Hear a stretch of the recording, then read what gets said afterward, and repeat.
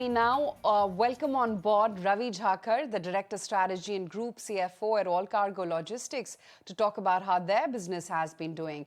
Ravi, hi, morning. Good to have you on ET now. Hi. Ravi, tell me about the post-restructuring scenario and the split of businesses, of course. What's the new strategic identity of Allcargo Logistics, and how do you see the domestic supply chain platform scaling from here?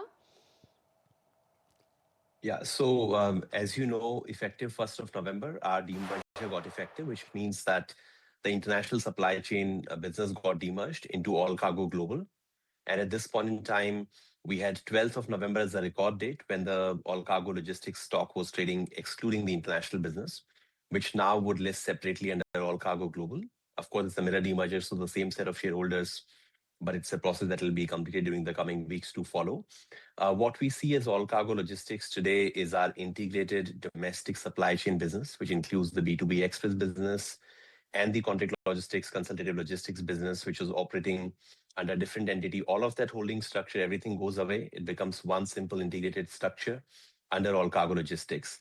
So that's as far as the scheme is concerned. We would still see a couple of quarters where you would see standalone financials and consolidated financials because the merger only became effective 1st of November. But I would say the best way to look at the numbers would be to only look at the console numbers, which would become standalone numbers going forward as we complete the quarters, gone by. So let's say the October to December quarter would still have a little bit of a mix-up between standalone and console, but from 1st of January, since the merger became effective on 1st of November, from the January to March quarter onwards, you would see just standalone numbers. There'll be no consolidation in that sense because all the businesses would be in the listed company. So that's as far as the restructuring is concerned. And that also has an impact on how the financials got reported. The year-on-year comparatives may not hold much value unless one looks at a carve-out. Also, there are certain goodwill amortizations which would stop existing once the entire the quarter which has an effective consolidation into the listed company happens. And also there were some one-off scheme-related expenses. So it is important to get the business perspective right. And from a business standpoint, it was quite a good quarter for the domestic business. But Ravi, both your express as well as consultative logistics delivered their highest ever quarters, right, in terms of profitability. Tell me what structural changes are driving this kind of momentum beyond the festive demand? So I think, it's driven by a combination of two things.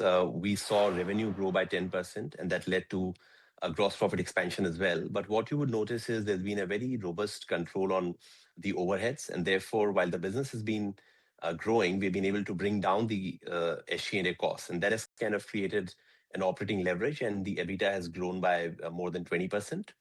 The consultative logistics business continues to grow steady and strong, growing 20% plus on top line and on the EBITDA as well. We have market leadership in chemical logistics, a strong presence in auto, and now an ever-expanding presence in e-commerce and quick commerce, which now comprises half of the business on the consultative logistics side. So I think it's a combination of growth in business and also operating leverage through rationalizing costs. So these are the two key drivers of stronger profit performance. And at the same time, now, like I mentioned, with the merger having gone through, we will also see further synergies. A consolidated P&L and a consolidated operation would see a little bit of more cost rationalization, and beyond that, better efficiency in servicing customers, providing them integrated logistics services under one single entity, under one single invoice. That becomes an added advantage as well going forward. Hi, Ravi. Morning. This is Harsh here. Ravi, if you can give us a sense on Express. How does Q3, Q4 go for you? We've seen very strong recovery and much awaited recovery in Q2. Q3, Q4, what's the outlook like? So I think I would say that in terms of the top line, Q3 could be more flattish given the festive demand in the Q2. Q4 should again see a growth, which is would be in line with the industry growth. And on the consultative logistics, we will see us growing faster than the industry. We want to clarify. So Q3 flat over Q2. So on the elevated base, it will remain flat. which Right. which ought to be positive, and then Q4 you'll grow on top of the Q3 base. Is that the way to look at it? That would be the expectation. Absolutely. Perfect. Yeah. And That's how the seasonality should play out. Sure. And I know this may be a long shot. FY27, how should one look at the full year there? Are you more constructive, more positive? So what we have done recently is, we have given out a 3-year broader guidance that we should see our profits grow at, a 20% plus CAGR on the combined express and consultative logistics business. So that is on the back of revenue growth and also operating leverage play out. So we remain committed to those numbers that we've laid out for 3-year guidance. And Ravi, new customer traction, how is that playing out? So like I said, we got into quick commerce and e-commerce space on the consultative logistics side. That has worked out quite well for us.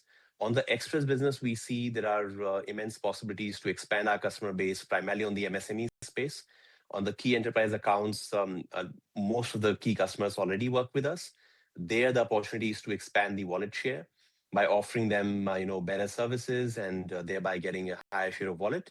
In terms of the new customers, we see a robust, growth, double-digit growth in terms of the customers which have been working with us now, who were not working in the past, and we see that as a big pocket of opportunity as well on the MSME side for us.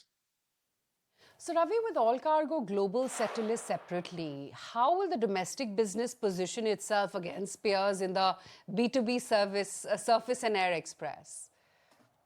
Yeah, so I would say that you would have 3 categories of companies in a way. You would have companies offering primarily express distribution, a combination of surface and air, in which case we are primarily focused on surface. You would have companies focusing contract logistics or consultative logistics services.